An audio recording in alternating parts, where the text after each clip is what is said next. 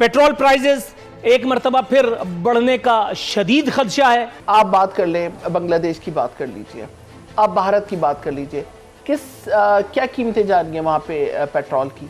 200 रुपये पे वो भी है। ये अमल जितना हुआ है पिछले 3.5 साल 4 साल से, ये बैकफायर कर गया है, ये काउंटर प्रोडक्टिव हुआ है। सब्सक्राइब करें और बेल दबाएं ताकि कोई खबर रह न जाए।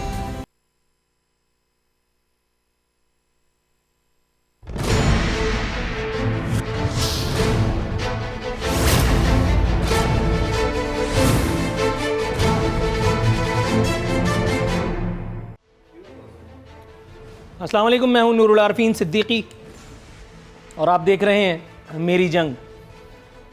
तब्दीली सरकार तब्दीली के खदशात से दो चार होने लगी है। परवेज़ खटक साहब का कद जो है वो कुछ दराज हुआ है। पहले ही से सरुकामत हैं, लेकिन इस मरतबा कद उनका मेरा ख्याल है साए से भी बढ़ता चला जा रहा है। इमरान खान साहब को, मेरे हैंडसम को, मेरे सादिक और अमीन को आंखें दिखा करके और अपने इरादे गोया शायद उन्होंने जाहिर किए हैं। रावियान रिवायत का वज़ीर आज़म के एक बहुत करीबी साथी जो इस वक्त वज़ीर आज़म से कुछ खफा तो हैं लेकिन बहरहाल साथ भी हैं, उनसे जब गुफ्तगू का शर्फ हासिल हुआ तो उन्होंने बताया कि वज़ीर आज़म साहब इजहार करें या ना करें, लेकिन बहरहाल ही इज़ अंडर ट्रिमेंडस और इमेंस प्रेशर। वज़ीर आज़म साहब को प्रेशर में लाने वाली हस्ती है परवेज़ खटक साहब की, जिन्होंने पिछली मरतबा यानी अभी 2 रोज़ पहले वज़ीर आज़म साहब को एक भरपूर इजलास में आंखें दिखलाईं। तल्ख कलामी हुई, वज़ीर आज़म साहब इजलास छोड़ करके गए। परवेज़ खटक साहब ने उसके बाद फिर ये शोशा छोड़ा, मैं दरअसल सिगरेट पीने गया था। सिगरेट कंपनियों को मेरे ख्याल है इस पर नोटिस लेना चाहिए। दूसरी जानिब तब्दीली वालों में मज़ीद टूट फूट वाज़े हुई है। नूर आलम साहब एक मरतबा फिर टर्मिनेटर 2 की तरह सामने आए हैं। आर्नल्ड शिवाज़नीगर की तरह उन्होंने अपनी ही सफ़ों में खुदकुश हमला कर डाला है। उन्होंने बताया है कि हुकूमत के अगली 3 सफ़ों में बैठने वाले वो अरकान जो अगली 3 बेंचेस पे बैठते हैं वो दरअसल कौमी मुजरिम हैं। मुल्क के तमाम मसाइल की जड़ वो अगली 3 सफ़े हैं। उन्होंने नूर आलम साहब ने अहम अरकान के नाम ECL में डालने का इशारा भी दिया, बल्कि इस हवाले से उन्होंने बाकायदा बाज़ाब्ता अपील भी कर डाली। उन्होंने अपनी हुकूमत को, अपने कायदे तहरीक को ये अपील भी की कि अपनी जहाज़ों, लैंड क्रूज़र्स और BMW से बाहर निकल करके कौम के, मुल्क के मसाइल पर तवज्जो दें जैसे कि वज़ीर आज़म ऐसा कर ही डालेंगे। जिक्र कर लेते हैं खान साहब का। बदस्तूर अर्शे मोहल्ला की सैर फरमाई जा रही है, हकीकत से दूर ज़िंदगी गुजारी जा रही है। नेशनल सिक्योरिटी पॉलिसी पर इतराए फिरते हैं, खुशनुमा बयानात के ज़रिए गम हल्का कर रहे हैं।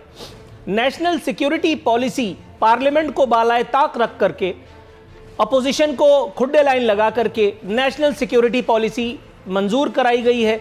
बाकायदा इस पर इतराए फिर रहे हैं। खान साहब ने बाकायदा बताया है कि IMF की शराइत मानने से मुल्क की सिक्योरिटी मुतासिर होती है। पूछना यह था कि जब आप गैर मुल्की शहरी को पाकिस्तानी सिक्योरिटी एडवाइज़र तैनात कर देते हैं, मैं मुईद यूसुफ साहब की बात कर रहा हूं, आप इधर उधर जाएंगे, स्टेट नाम लेते हैं, तो क्या कौमी सिक्योरिटी, कौमी सलामती दाव पर नहीं लगती? ये वही कौमी सलामती एडवाइज़र हैं जो खान साहब को एक मिस कॉल फ्रॉम जो बाइडन करवाने में अब तक शानदार तौर पर नाकाम नजर आते हैं। दूसरी जानिब पेट्रोल प्राइजेस एक मरतबा फिर बढ़ने का शदीद खदशा है। 5 रुपए की रिकमेंडेशन दे दी गई है, 150 रुपए अल्लाह ने चाहा तो, बल्कि सॉरी खान साहब ने चाहा तो इंशाअल्लाह ताला आज रात के बाद आपको पेट्रोल मुयस्सर आएगा। लेकिन ये सब पिछली हुकूमतों का किया धरा है। खान साहब बदस्तूर 70-72 साल की उम्र में हैंडसम भी हैं और साकिब निसार ने बताया था कि वो सादिक और अमीन भी हैं। ये लग बात के इस बताने के एवज 10 लाख रुपए का जुर्माना इमरान खान साहब ने उन पर आयद किया। ये 10 लाख रुपए साकिब निसार की पेंशन है। तो क्या अब मुझे यह भी बताना पड़ेगा कि साकिब निसार ने किसके कहने पे यह बताया? 2 अशखास थे, एक साहब बैरून मुल्क नौकरी कर रहे हैं जिन्हें मैं बाबा PTI कहा करता हूं, और दूसरे के बारे में मैंने आपसे बात कर ही ली है। अपने मेहमानों की जानिब जाएंगे मेरे साथ। पाकिस्तान तहरीक इंसाफ MNA मोहतरमा उज़मा रियाज जदून साहिबा बनफ से नफीस स्टूडियोज़ में तशरीफ़ रखती हैं। कदम रंजा फरमाया उन्होंने। मैडम, इज़हार तशक्कुर, आपने हमारे साथ प्रोग्राम में एक मरतबा फिर शरीक होने का ख़तरा मोल लिया। सेनेटर शहादत आवान साहब पाकिस्तान पीपल्स पार्टी से हमारे साथ मेरे बिल्कुल बराबर में कदम रंजा फरमा चुके हैं। सेनेटर साहब, सर खराज अकीदत। और दूसरी जानिब सेनेटर राना मकबूल अहमद साहब पाकिस्तान मुस्लिम लीग नवाज की तर्जुमानी की अदाकारी के फ़राइज़ अंजाम देंगे। सर, सेनेटर साहब राना मकबूल साहब, सर आपको भी प्रोग्राम में खुशामदीद कहते हुए हस्ब रिवायत हस्ब दस्तूर सरकार का सब्र आजमाने के लिए मोहतरमा उज़मा रियाज जदून साहिबा का रुख करेंगे। मैडम, कैसी हैं आप? अल्हम्दुलिल्लाह जी, अल्लाह का शुक्र है। जज़ाकुमुल्लाह खैर। मैडम, ये पूछना था कि ये परवेज़ खटक साहब वाली जो एपिसोड हुई है, सब कुछ करने कराने के बाद और उन्होंने साफ, वो कहते हैं ना कि 100 किस्म के झगड़ों से बचा लेती है मुझको, हर बात से ये साफ मुकर जाने की आदत। साफ मुकर गए, कह रहे मैं तो सिगरेट पीने गया था। अच्छा, सिगरेट पीने जाने से पहले जो बॉक्सिंग की थी वो अंदर, वो अनोखी वाली जो रेसलिंग हुई थी, वो कुश्ती ढोल ढपाका हुआ था, उसका क्या नतीजा निकला और वो हुआ क्यों था? मैं हैरान हूँ कि आपको किसने बताया कि ढोल धमाका हुआ, रेसलिंग हुई। बात इतनी नहीं हुई जिसका आपने बतंगड़ बना दिया। और हैरान हूँ मैं आप लोगों की बात की बतंगड़ के ऊपर भी। बिल्कुल जी, वहाँ पे हम मौजूद थे। हमाद अजहर साहब के साथ कुछ प्रोजेक्ट्स के ऊपर खटक साहब की बहस हुई, बात हुई। वो हर MNA का हक है कि जब भी पार्लिमानी कमेटी के अंदर आपको किसी भी चीज़ के ऊपर या अपने इलाके के हवाले से तहफ़्फ़ुज़ात हों, तो आपका काम है कि आप पार्लिमानी कमेटी के अंदर उस चीज़ को डिस्कस किया जा सके, खान साहब की नॉलेज में लाया जा सके कि भाई मुख्तलिफ ये चीज़ें हैं जिसके ऊपर से MNAs खुश नहीं, या उनको इस पे चेंज चाहिए, या उनकी जो ऑलरेडी जो प्रोजेक्ट्स हैं जो पाइपलाइन में हैं उनको स्पीडी करने की ज़रूरत है। ये बात ज़रूर हुई है। लेकिन आप ये कहें कि जी खुदा न खास्ता परवेज़ खटक साहब ने खान साहब को थ्रेट किया है या कुछ पार्टी पॉलिसीज के ये क्यों कहा कि आप मुझे ब्लैकमेल कर रहे हैं? नहीं, देखिए, नहीं, मैं वहाँ पे मौजूद थी, कोई इस तरह के लफ्ज़ वगैरह इस्तेमाल नहीं किए गए। ये मीडिया बिलावजा की बातें। देखिए, मैं मौजूद थी ना कि इस तरह की कोई बात नहीं हुई है। हाँ, आपस में जो मिनिस्टर्स के और जो हमारे MNAs हैं उनके दरमियान KPK के हवाले से बात हो गई थी। लेकिन वो वज़ीर आज़म की उस मुआविन की बात मैं फिर कैसे झुटला दूं, कैसे उसको सरफ नज़र कर दूं जिन्होंने फरमाया कि खान साहब इज अंडर ट्रिमेंडस प्रेशर। देखिए, खान साहब ओनली बिकॉज ऑफ परवेज़ खटक। एक चीज़ उनकी जो जन्नती दरवाजे से कुर्बत है, एक चीज़ आप जहन में रखिएगा कि खान साहब कभी भी प्रेशर में आने वाले नहीं हैं, और अगर उनको प्रेशराइज किया भी जाए तो वो प्रेशर के अंदर बहुत अच्छा खेलते हैं। तो खान साहब, मेरा नहीं ख्याल कि खान साहब प्रेशर में हैं, बिल्कुल प्रेशर में नहीं है। उस वक्त वो जब असेंबली में बैठे हुए थे, हम सब उनके पास गए, उनसे हमने गपशप की, उनसे बातचीत की। आप ये तो सोचें ही ना कि आप कप्तान को प्रेशर में लेकर आ सकते हैं या उनको प्रेशराइज कर सकते हैं। साफ गोया वो शेर आप पर भी सादिक आ गया। 100 किस्म के झगड़ों से आपने बचा लिया अपने आप को, और साफ मुकर जाने की आदत भी रही। बहरहाल, राना मकबूल साहब, जनाबे मन, हम तो खुशी के शादियाने बजा रहे थे, हम का मतलब मैं अपोजिशन की बात कर रहा हूँ सर। लेकिन मैडम उज़मा रियाज जदून ने तो साफ इनकार कर दिया। उन्होंने कहा ऐसा कुछ भी नहीं है, ऐसा कख भी नहीं है, और अभी आप लोगों को मजीद लाइन में लगा रहना है इख्तिदार का झूला झूलने के लिए, और ये मुद्दत जो है वो कम से कम 1 से 1.5 साल है। सर, तो क्या करना चाहिए?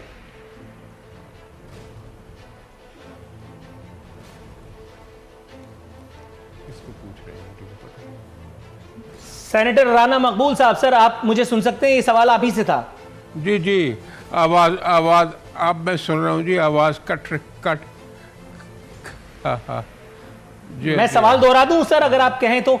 वो यूँ आवाज़ बहुत में बने, वो यूँ वो अभी आप फरमा रहे थे, अब परवेज़ खटक साहब की बात चलो आप ना माने, नूर आलम साहब के बारे में क्या ख्याल है? हाँ जी, उन्होंने तो बड़ी अजीबोगरीब और बड़ी सख्त तजावीज़ भी दी हैं, और हाँ जी, तो अब देखिएगा कि हाँ जी सर, मैं हमतन गोश हूँ, प्लीज गो ऑन। कि हालात किस वक्त जा रहे हैं। किस तरफ जा रहे हैं, ये तो खैर अंदर की तरफ है ना जी, दिल के फपोले क्या जाल उठे सीने के दाग से, तो ये तो आपके सामने है। इसलिए ये गिरिया सिर्फ नूर आलम ही नहीं कर रहे हैं या परवेज खटक नहीं कर रहे हैं, ये सारे का सारा प्रोग्राम जो है तमाम अवाम नास के दिल में खटक रहा है। और जितनी तकलीफ़ में वो हैं, गुर्बत की वजह से, अफलात की वजह से, फाकों की वजह से, हर रोज़ लोग अपने बच्चों को मार रहे हैं, ख़ुदकुशियाँ कर रहे हैं जी। तो अभी मैं एक तस्वीर देख रहा था कि एक ख़ातून ने कराची में ही रहीम ब्याह खान में अपने तीन बच्चियों को मार दिया और ख़ुदकुशी कर ली। तो अखबार वाले ने कहा था, वहाँ तस्वीर लगाई हुई थी कि मेरे लैक को और खिदमत है तो बताएं। हुकूमत की सर थोड़ा सा तवक्कुफ की इस्तदा है, मैं आपकी तरफ आता हूँ। राना मकबूल साहब, इनको जो ऑडियो डिले है उसको जरा देख लें भाई, ताकि बगैर किसी दिक्कत के बात कर सकें। बहुत कट रहा है जी। हाँ, उनको दोबारा डायल कर लीजिए, ज़्यादा मुनासिब है। शहादत अवान साहब, सर इंतज़ार की ज़हमत में मुब्तला रखने के लिए अज़द माजरत हुआ हूँ। सर साफ छुपते भी नहीं, सामने आते भी नहीं। परवेज़ खटक साहब, सर आपको तो जानते होंगे ना, आप उनको तो जानते होंगे, क्योंकि खैर से पाकिस्तान पीपल्स पार्टी का हिस्सा भी थे। उसके बाद फिर वहाँ से निकले तो शेरपाओ ग्रुप में गए, आजकल जो है वो खिलाड़ी बने फिरते हैं। सर परवेज़ खटक साहब का ट्रैक रिकॉर्ड देख करके और जन्नती दरवाजे से उनकी क़ुर्बत को देख करके, खान साहब को जो परेशानी जिसके बारे में राविया ने रवायत गुमान करते हैं, सर मतलब लॉजिकल है ये सारी बातें? देखिए, अस्सलाम वालेकुम नूरुल आरफीन साहब, सबसे पहली बात तो ये है कि जिस पैराए में आप ये बात कर रहे हैं, तो मैं ये समझता हूँ कि मौजूदा जो सूरत हाल है, रोज़ाना का एक तो बजट हम देखते हैं, डेली पेट्रोलियम की प्राइसेस, इलेक्ट्रिसिटी की प्राइसेस, जो महंगाई, अद्वियात की प्राइसेस डेली चल रही हैं। लेकिन अब जिस तरीके से मौजूदा हुकूमत ने IMF के कहने के ऊपर जो ये मिनी बजट, जिसके लिए 12 जून की, अगर अब मौजूदा वज़ीर जो ख़जाना है शौकत तरीन साहब, उस वक्त के एडवाइज़र ख़जाना, उन्होंने 12 जून को अपनी बजट स्पीच में ये कहा था कि मैं आपसे वादा करता हूँ कि कोई मिनी बजट नहीं आएगा, अगर कोई आएगा तो अवामुन्नास के फ़ायदे में आएगा। तो मैं समझता हूँ जिस माहौल में गए वो भी रंगे गए। अब बात ये है कि जो पार्लियामेंटेरियंस हैं उनको आपने हल्के में नूरुल आरफीन साहब जाना होता है, पब्लिक को फेस करना होता है। आपने देख लिया है कि अब हल्कों में जो लोग गए हैं तो लोग किस तरीके से जो है मजमे से भाग रहे हैं, पब्लिक को अवॉइड कर रहे हैं। आप इसको छोड़ दें। अब पहला सबसे बड़ा मेन इस वक्त जो महंगाई तो अपनी जगह है, लेकिन लोगों के चूल्हे ठंडे हो चुके हैं। कोई घर बता दें कि जो ये कहे कि मैडम बैठी हुई हैं कि इनके घर में इनके कुक से पूछ रहे कि क्या आपको गैस मुहैया है। उसके ऊपर कराची के MNA हैं फ़हीम साहब PTI के, उन्होंने यहाँ पे एहतजाज किया। उन्होंने कहा क्या हम इसलिए वोट लेके आए थे कि मेरे हल्के के लोगों को गैस न मिले, उसको भी छोड़ दें। फिर उसके बाद आफ्ताब सिद्दीकी साहब इंतहाई शरीफ-उन-नफ्स किस्म के MNA हैं, लेकिन हैं PTI में, तो उन्हें देखें कि उन्होंने भी, आफ्ताब साहब ने भी ये तक कह दिया, उन्होंने, आपको पता है कि हमाद अजहर साहब से झगड़ा कर डाला। उन्होंने कहा भाई सुई गैस नहीं है, हम अपने हल्के में घर से बाहर हैं, उसको भी छोड़ दें। अब बात आपकी ये रहेगी कि नूर आलम खान साहब ने जो स्पीच की, उसने वाज़ह कर दिया कि ये पार्लियामेंट में जो लोग बैठे हैं, उसने तो कहा इनको ECL में रखें और इन लोगों के ख़िलाफ़ किसी किस्म की कार्रवाई करें, हमने कहाँ जाना है। परवेज़ खटक साहब ने तो 2 अल्फाज आगे चले गए। उन्होंने कहा क्या मेरा इलाका जो है चारसदा, मर्दान, पेशावर, क्या वो पाकिस्तान में नहीं है? क्या खाली आपको मियाँ वाली नज़र आती है? मियाँ वाली उन्होंने क्यों कहा? क्योंकि आपने जनाब प्राइम मिनिस्टर साहब, उन्होंने उस हल्के में कुछ अर्सा पहले 36 अरब रुपए की 23 स्कीम्स जो हैं वहाँ पे उन्होंने अनाउंस की हैं। तो जो बाकी उनके साथी MNA पार्लियामेंटेरियंस हैं, वो भी तो चाहते हैं ना कि उनके हल्के में भी किसी किस्म का कोई डेवलपमेंट के काम हो। अब एक और बात मैं बताऊं कि परवेज़ जो ये फैमिली है, खटक साहब के भाई लियाकत खटक साहब, भतीजा आहद खटक साहब, वो पाकिस्तान पीपल्स पार्टी जो है ज्वाइन कर चलते हैं। और आपको पता है जब कश्ती डूबने लगती है तो बोझ उतारा करते हैं। तो भाई बात ये है कि अब आप उसको छोड़ दें। अब तो इनके अपने लोग पार्लियामेंट में खड़े होके उन लोगों ने गिले शिकवे जो है वो शुरू कर दी हैं। अच्छा, इसको भी आप छोड़ दें। अब आप आ जाएं मिनी बजट के ऊपर।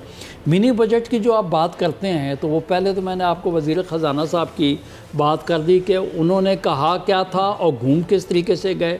अब आप ये बता दें कि ये IMF के कहने के ऊपर जो बजट आया है, क्या ये पहले जो महंगाई अफराते ज़र जो है, पहले आम आदमी जो है जिस तरीके से उसके जानो तन का वो रिश्ता बहाल रखना उसके लिए मुश्किल हो रहा है, क्या इन हालात में आम आदमी जो है वो बर्दाश्त करेगा कि मौजूदा गवर्नमेंट आपके सवाल का जवाब वज़ीर आज़म पाकिस्तान की एक इरशाद से दे करके और इस बात को यहीं धड़म तख्ता कर देता हूँ।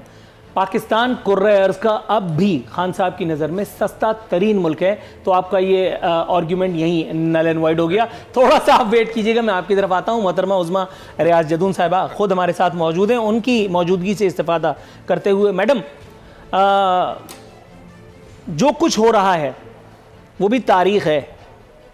यानी पहले शौकत यूसुफज़ई साहब वो अगर पकड़ में आ जाते तो उनको बहुत शदीद नजराना अकीदत पेश करती पब्लिक, बचा लिए गए। फिर वफाकी वज़ीर मजहबी उमूर को अपनी गाड़ी समेत भागना पड़ा। ये सिलसिला अगर दराज हुआ तो इसका मतलब है कि ये दायरा कार कहीं तक तो जाएगा। ये सिलसिला शुरू हुआ है, इसका मतलब है कि कहीं ना कहीं नाकाम आप लोग हो रहे हैं।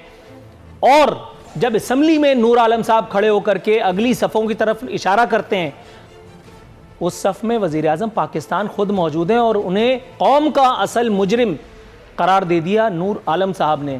आपके ख्याल में रॉ के पेरोल पे हैं वो, भारत से उनके ताल्लुकात हैं, उनको मोदी ने इशारा किया था, कुछ काइंडली ऐसा कहिए ताकि हमें भी करार आए। देखें, एक चीज़ का मैं आपसे क्लियर करना चाहूँगी। नूर आलम बिल्कुल हमारे कुलीग हैं और बहुत अच्छे हमारे कुलीग हैं। और जो आप ये कह लें कि अगर मिनिस्टर्स के साथ कोई झगड़ा है या किसी चीज़ के ऊपर कोई उनका डिस्प्यूट चल भी रहा है अपने इलाके के हवाले से, तो आप ये नहीं कह सकते कि खुदा न खास्ता ये PTI के अंदर कोई दरार पड़ गई है या खुदा न खास्ता कोई मैडम, इस आर्ग्यूमेंट को चैलेंज करने के लिए मेरे पास बहुत स्पेस है, लेकिन वक्त ये है कि प्रोग्राम में एक कमर्शियल ब्रेक शामिल करना है। कमर्शियल ब्रेक से सीधा आपके पास आऊंगा, ये वादा रहा, आपका पूरा जवाब लूंगा। नाजरीन, एक वक्फा।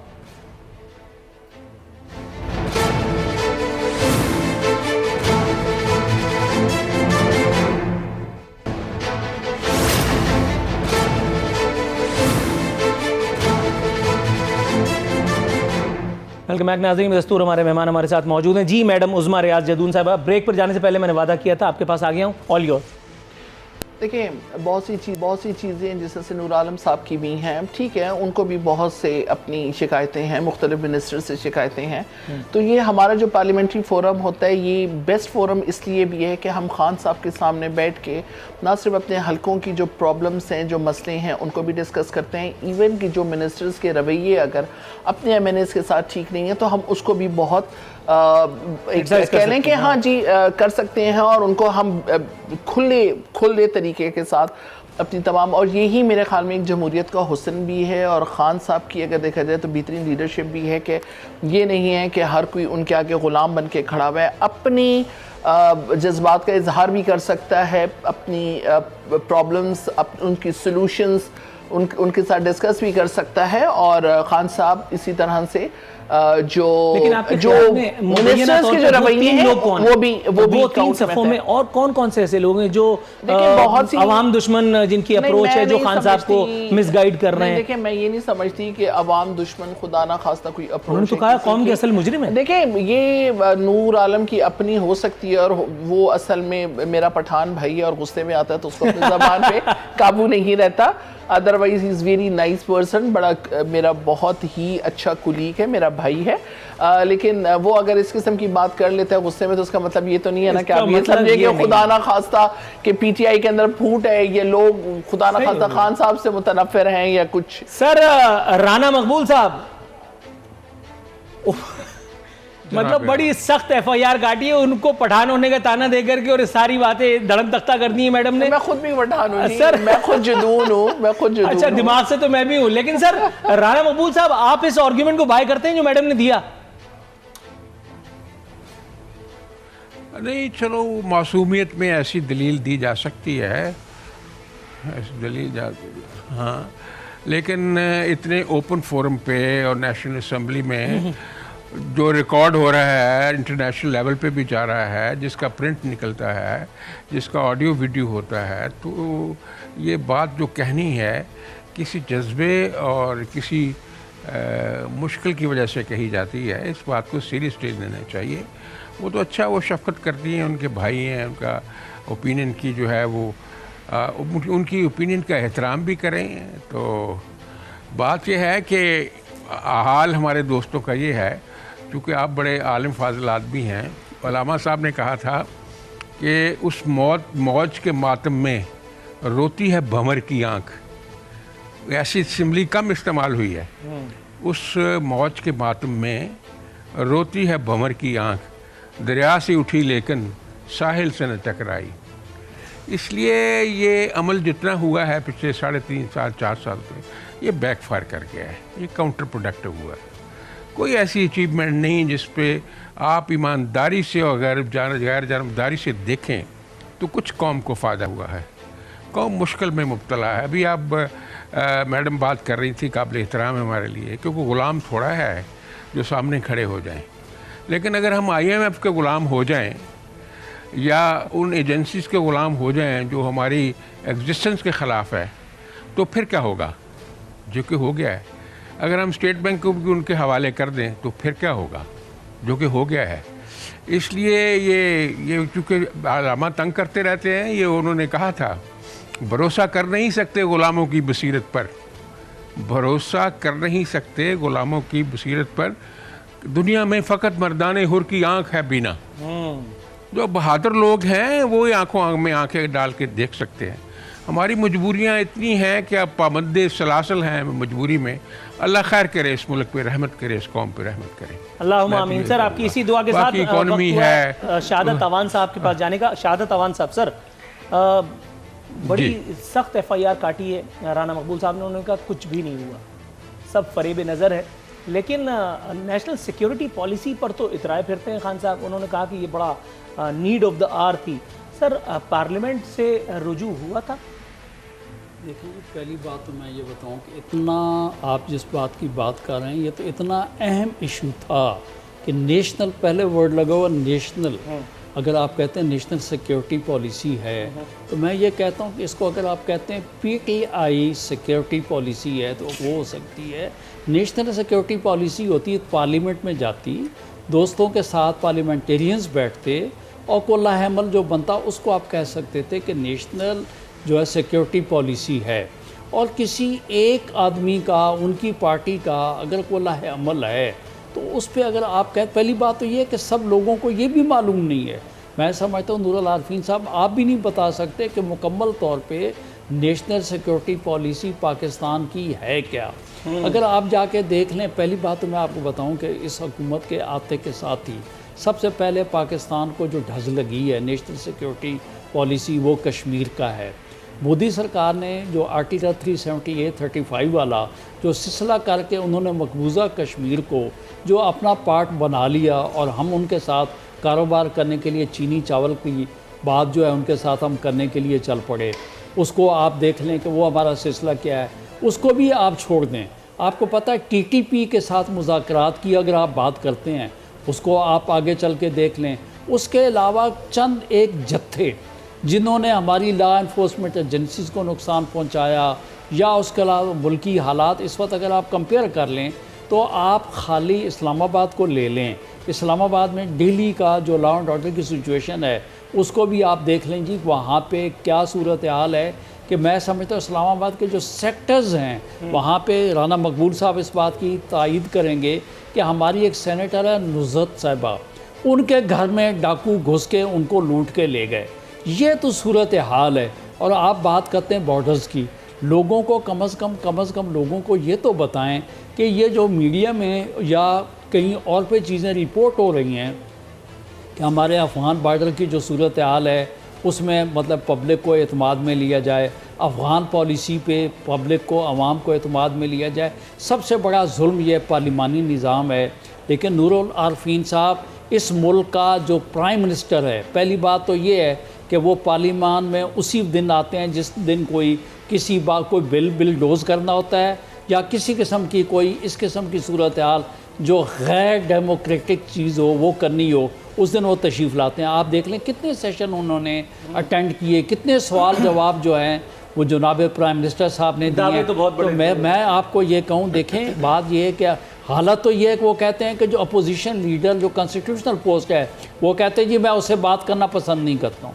तो भाई बात ये मजबूरी है, अगर आप एक पार्लिमान के हेड हैं तो कॉन्स्टिट्यूशनल रिक्वायरमेंट है आप पार्लिमान में आएँ और नेशनल सिक्योरिटी पॉलिसी जो है बजा तौर पे आपका इनपुट इसमें एजेंसियों का होगा, हमारे अदारों का होगा। लेकिन भाई मैं बस ये तमाम बात कर रहा हूँ कि एज ए पाकिस्तानी हर बच्चे को पता होना चाहिए कि हमारी पॉलिसी क्या है। बच्चों को ना पता हो लेकिन मैडम को तो यकीनन पता होगा। मैडम ये मुझे बताइएगा, IMF की शराइत मानने से मुल्क की सिक्योरिटी मुतासर होती है लेकिन वो नेशनल सिक्योरिटी पॉलिसी जो एक imported national security adviser design करता है और उसको उसके बाद फिर पार्लियामेंट को तकरीबन बालाए ताक रख के और मंजूर करवा दिया जाता है, उससे मुल्क की सलामती को क्या खतरात लाक होते हैं? देखिए ये मुझे समझ नहीं आती कि आप लोग जब भी बात होती है कि IMF की बिहाफ के ऊपर खुदा न खास्ता खान साहब काम कर रहे हैं कुछ है। देखिए नहीं, मैंने ये नहीं, मैं एक बात कह रही हूँ ना कि आपने IMF के उस पे रख के आपने नेशनल सिक्योरिटी पॉलिसी बनाई, ये सारा कुछ। देखिए एक चीज़ का ख्याल रखिएगा कि इस वक्त IMF के पास हमारी हुकूमत फर्स्ट टाइम आई है। 1980 के बाद अगर देखा जाए तो हम 12 दफ़ा फाइनेंशियल क्राइसिस में गए हैं। ठीक है। IMF की और भी बहुत सी डिमांड्स थी जिसमें उनकी ये डिमांड भी थी कि आपने मनी लॉन्ड्रिंग ख़त्म करनी है, आपने करप्शन ख़त्म करना है, कम से कम करना है, आपने जितने भी आपकी जो ये आ जाएंगी आपकी टैक्स का जो आपका सिस्टम है इसको आपने बेहतर करना है। मुझे ये समझ नहीं आती कि 1958 में फ़र्स्ट टाइम पाकिस्तान गया, $35,000 उन्होंने वहाँ से कर्जा लिया, उसके बाद से हुकूमतें किन की थी, इन्हीं की हुकूमतें थी। तो इन्होंने उन चीज़ों को क्यों नहीं फॉलो किया? अगर उन चीज़ों को भी फॉलो किया हुआ होता है। मैं दोबारा अपने सवाल पे आता हूँ। ये जो मैं आपको ये कह रही हूँ क्रिएट की गई है नेशनल सिक्योरिटी एडवाइजर, ये गैर मामूली कदम था और ये गैर मामूली हालात में उठाया गया। लेकिन आप इसको ये नहीं कह सकते मनसब के लिए एक इम्पोर्टेड आदमी को दरामद करके, मैडम हमारे यहाँ अब दरामद का सीजन है, दरामद का सीजन है। हमने स्टेट बैंक का गवर्नर तक दरामद किया है, मोइन कुरैशी हमने वजीर आजम दरामद किया था, लेकिन वो एक आमिराना दौर था। अब हम जमहूरी दौर में, अगर मेरी बदगुमानी सही है, अब हम जमहूरी दौर में जिंदा रह रहे हैं। ये सारा मामला खान साहब की नजरों से ओझल है कि जब आप एक इंपोर्टेड आदमी को नेशनल सिक्योरिटी एडवाइजर लगाते हैं तो खान साहब को पता होना चाहिए कि सबसे पहले कौमी सलामती को वही खतरा लाक हो जाता है। कोई ये नहीं है कि जो नेशनल सिक्योरिटी जो आप पॉलिसी बनाएंगे वो खुदा ना खास्ता आप बैरून मुल्क में उन लोगों से बनवा रहे हैं या कर रहे हैं, इसमें एजेंसीज इन्वॉल्व नहीं हैं, या इसके अंदर आपने फौज को साइड पे रखा हुआ है, या आपने अपनी, ये पॉसिबल ही नहीं है ना। तो आप ये ब्लेम नहीं कर सकते हैं कि खुदा ना खास्ता अगर खान साहब ने बनाई है तो वो, लेकिन एक आदमी जो बैरून मुल्क से आपने इंपोर्ट किया है, मैडम आप समझ नहीं रही है मेरे ख्याल में क्या कहने की। देखें आसान मैं इस्तेमाल कर, देखें नहीं देखें मैं आपको सिर्फ ये, अगर वो बंदा है भी इस पॉलिसी के अंदर है और उसको अगर शामिल किया गया है तो आखिर उसकी कोई छान पड़क तो हुई होगी ना। ऐसी तो नहीं कोई किसी को वहां पे बिठा देता या कर देता। इतनी मुफलिस है, इतनी फालिज़दा है खुदा ना खास्ता नहीं उसमें एक नेशनल सिक्योरिटी एडवाइजर ढूंढने से एक मुहिब्बे वतन आदमी नहीं मिलता। मैं उनकी हुब्बुल वतनी पे बिल्कुल शुबा नहीं कर रहा हूं, लेकिन आप सोच रही हैं कि मैं क्या कह रहा हूं। When it comes to national security हर चीज कितनी ज्यादा छान फटक की मुतकादी होती है। नाज़रीन, यहाँ वक्त हुआ है प्रोग्राम में एक मुख्तसर से वक्फे पे जाने का। वापस आते हैं तो राना मकबूल साहब से नेशनल सिक्योरिटी पॉलिसी के बारे में मजीद बात करेंगे।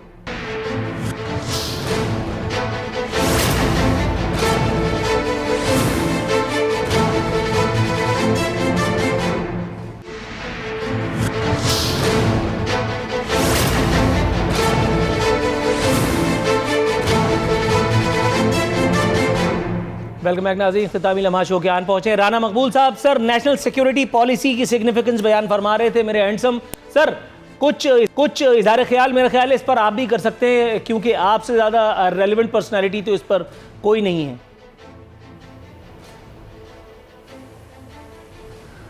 देखिए जी, मैंने भी सुना है प्राइम मिनिस्टर साहब को बात करते हुए, उन्होंने ख़ुद फरमाया कि IMF की पाबंदियां जो हैं हमारी सिक्योरिटी पॉलिसीज़ के ऊपर भी अपने असरात छोड़ती हैं और छोड़ेंगी, और हमारी जो फंडिंग है उसको भी इफ़ेक्ट ये करेंगी।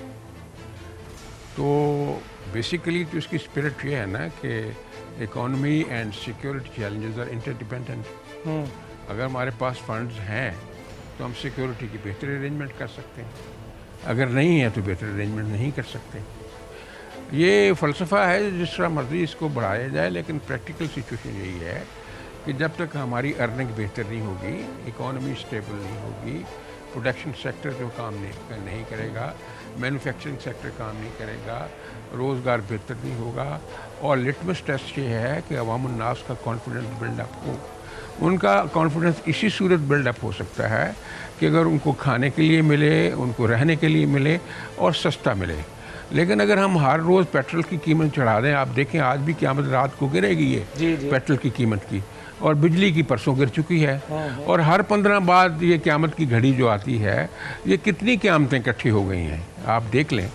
इसलिए ये हो सकता है कि गुफ्तगू की हद तक ये कि चलो बात लगती हो, वो जो हमारे दोस्त आए हुए हैं अमेरिका से, वो अंग्रेज़ी उर्दू मिक्स करके मुहावरा, इस्तारा और सिम्बली और मेटाफर यूज़ करके चला रहे हैं इस बात को, लेकिन ये कोई वो प्रोडक्टिव काम नहीं है। काम ये है कि अगर कोई मेजर्स लिए जाएं जो कि नहीं लिए गए, महंगाई को कंट्रोल किया जाए, इन्फ्लेशन को अनब्राइडल ना छोड़ा जाए, लोगों के मसाइल हल हों, तो फिर जाके सारे मामला ठीक होंगे। लेकिन अब तो ऐसा नहीं है। हर वो कहते हैं ना कि जाने क्यों ढूंढती फिरती हैं, क्या ढूंढती फिरती हैं यहाँ के मुझ में, राह के ढेर में न शोला है न चंगारी है। इसलिए कैफियत ऐसी है, तो हमें इस कैफियत का शऊर होना चाहिए। हम अपने आप को क्यों धोखा देते हैं?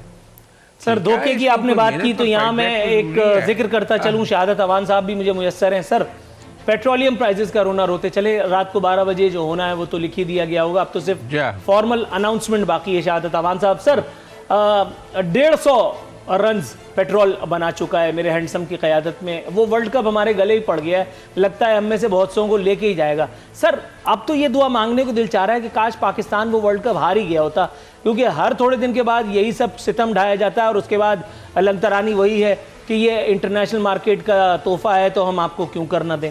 जी देखिए नूरुल आरफीन साहब, सबसे पहले तो मैं मैडम जदून का जवाब देना चाहूँगा कि ये कहते हैं कि हमने कोई IMF के कहने पे हमारी पॉलिसी नहीं, जो बजट भी आ रहा है वो हम खुद हम अगर आपने ये नहीं कहा, मैंने ये समझ लिया होगा, मैंने ये समझा होगा कि उनकी कंडीशंस नहीं हैं।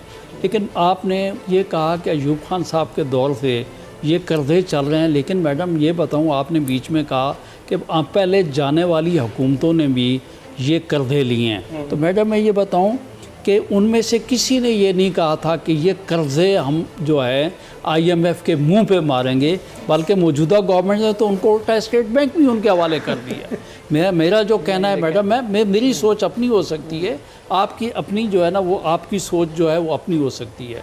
तो मेरा कहना ये बात, अब आ जाते हैं पेट्रोलियम के ऊपर।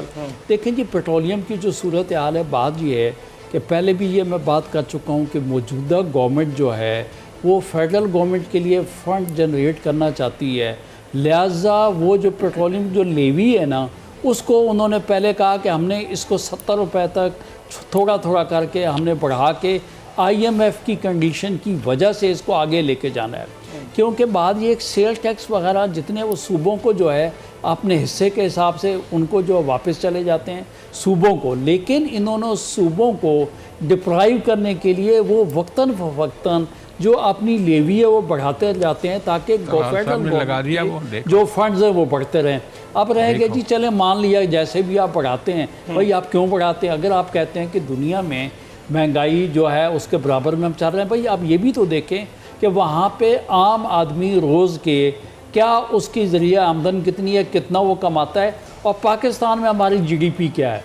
तो भाई अगर एक आदमी जो रोज़ के जो है 2500-2000 कमाता है, तो आप पाकिस्तानी आदमी जिसको एक दिहाड़ी भी नहीं मिलती है उसके साथ मुआवजा न करें, तो मैं समझता हूँ ये बड़ी लाइल्मी की सी लाइल्मी, आप ज्यादती को लाइल्मी कह गए, ये भी आपका हुस्न ज़न है। ज्यादती है। मैडम उज़मा रियाज जदून साहिबा, मैडम माजी के दरीचों को खंगालते हैं।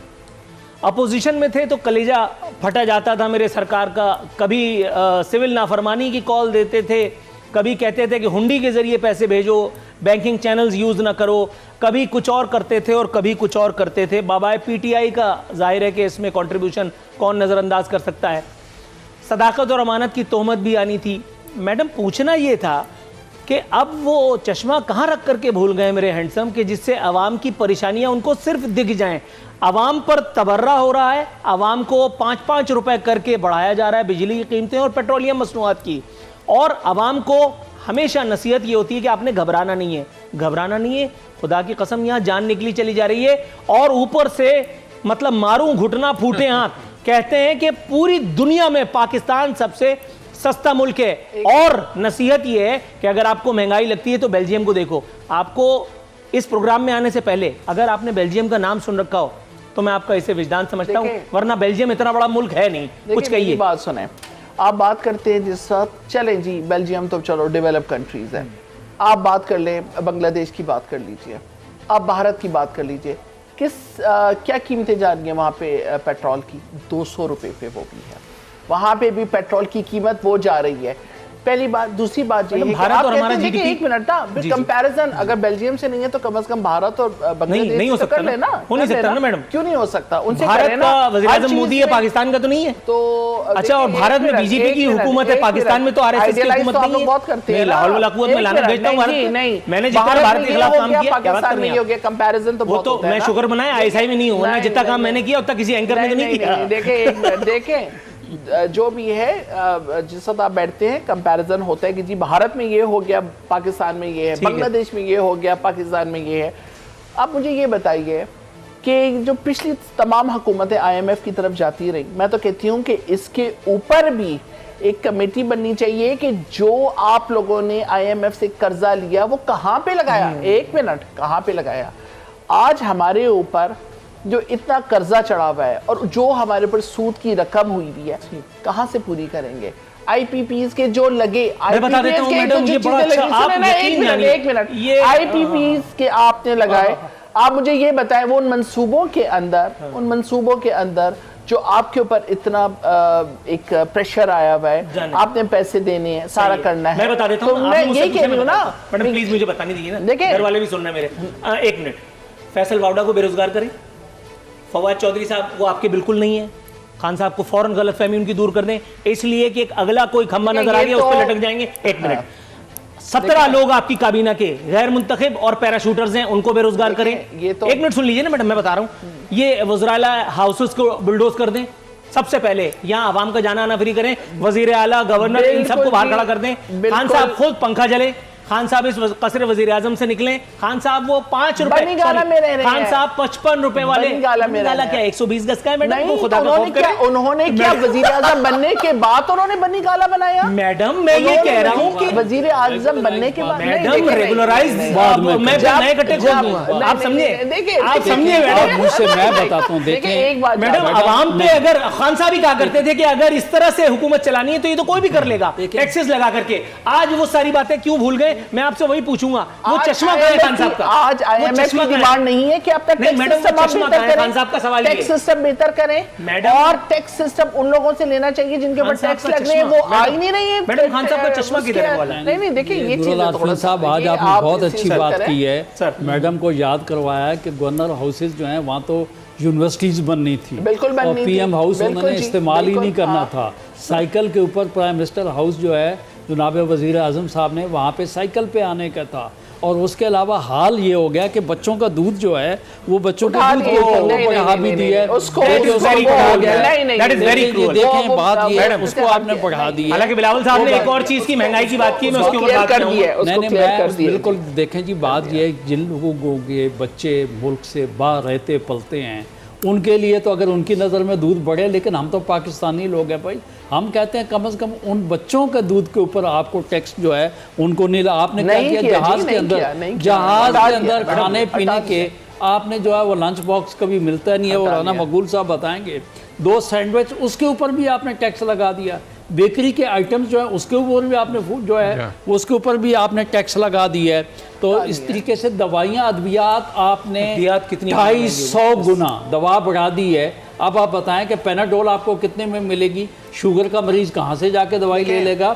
या इस किस्म की चीज़ें मैं ये लेकिन समझता आपने हूं घबराना नहीं है सर, आप नहीं, घबरा रहे देखिए, हैं। गवर्नमेंट खुद देखिए, घबरा गई है। आप हर आपस में चीज नूरुल import कर रहे आफरीन साहब, हो। पब्लिक नहीं घबराएगी। क्यों नहीं research घबरा आप गए लोगों ने इनके draft में बनाया? पार्लियामेंटेरियन घबरा नहीं, दस्तों नहीं। गिरेबान ये आपस में इस वक्त देखिए, हो रहे एक हैं। चीज- तो मैं आपको ये नहीं, वो तो बताऊं खैर कि उन्होंने नहीं है। बता दिया था कि वो आप पठान देखें- भाई है, इसलिए जज्बाती नहीं, हो गए थे। लेकिन जी, देखें मैडम घबराना अभी भी नहीं है। फाइनल देखिए, एक मिनट, आप लोगों ने जिस किस्म की इकोनॉमी खान साहब को दी, जिस किस्म की मैंने कहा आपने दी, मुझ पे क्यों सिचुएशन इल्जाम दी लगा है, बस आपकी जो आप फेवरेट दानिश नून वालों लीग ने है, आपकी दी। मेरी फेवरेट पार्टी है, आपने प्रोग्राम नहीं उन्होंने देखे मेरे जिस तरह से ख्याल। की मैडम है। आपने प्रोग्राम नहीं देखे देखिए मेरे। ना, मैं देखिए आपको ये इंशाल्लाह क्लिप भी भिजवाता हूँ। नाजरीन, ये था मोहतरमा उज़मा रियाज जदून साहिबा, मोहतरम शहादत आवान साहब और मोहतरम राना मकबूल साहब। तीनों मोअज़्ज़िज़ीन का इंतहाई मशकूर हूँ कि अपनी मसरूफियत के बावजूद और मुझे जानते बूझते इस प्रोग्राम में शिरकत का खतरा आपने एक मरतबा फिर मोल लिया और हमें इज्जत बख्शी। नाज़रीन, कल इंशाअल्लाह ताला बशर्ते ज़िंदगी हाजिर खिदमत होंगे। फ़ी अमानिल्लाह।